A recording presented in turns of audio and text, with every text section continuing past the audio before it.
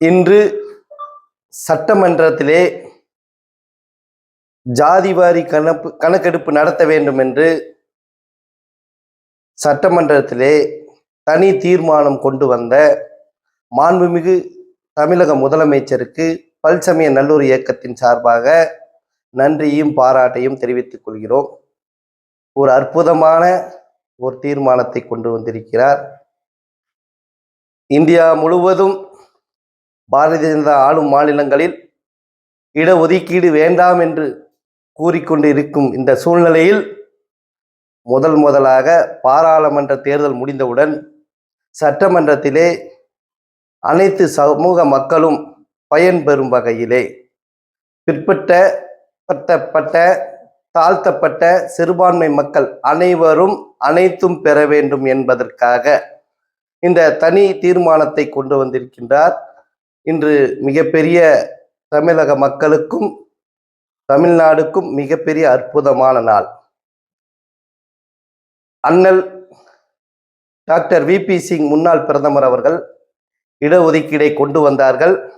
அப்பொழுது பாரதிய ஜனதா அவர்களால் இந்த ஆட்சி கலைக்கப்பட்டது.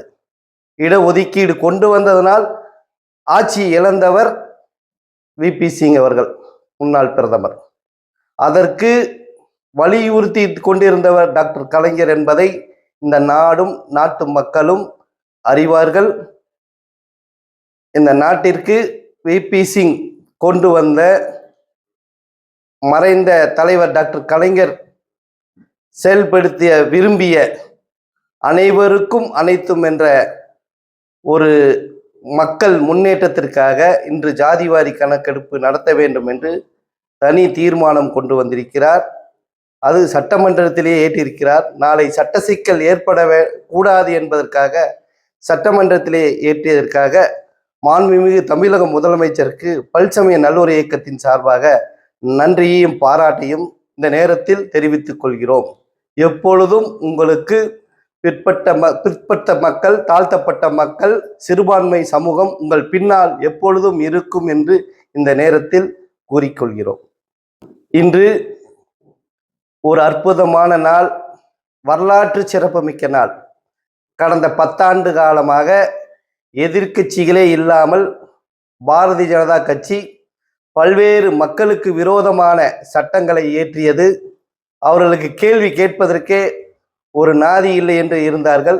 இன்று எதிர்க்கட்சி தலைவராக இளம் தலைவர் ராகுல் காந்தி அவர்கள் இன்று பதவியேற்றிருக்கிறார். அவருக்கு இந்த நேரத்தில் பல்சமய நல்லூர் இயக்கத்தின் சார்பாக நன்றியை தெரிவித்து பாராட்டையும் நன்றியும் தெரிவித்துக் கொள்கிறோம். ஒரு நாட்டில் ஜனநாயகம் காக்கப்பட வேண்டும்.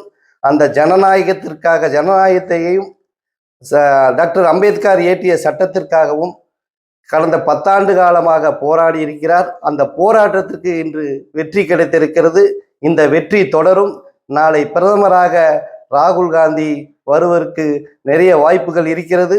இந்த ஆட்சி 1 வருடங்கள் தான் இருக்கும்.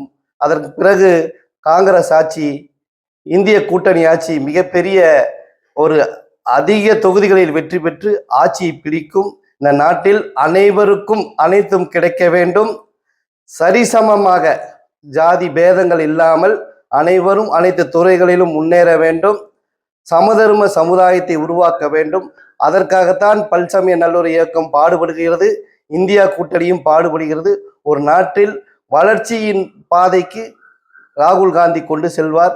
இன்று வேலை வாய்ப்புகள் இல்லாமல் பொருளாதார நெருக்கடியில் இந்த இந்தியா இருந்து கொண்டிருக்கிறது. இதையெல்லாம் காப்பாற்றக்கூடியவர் இந்திய கூட்டணி, அதுவும் இளம் தலைவர் ராகுல் காந்தி.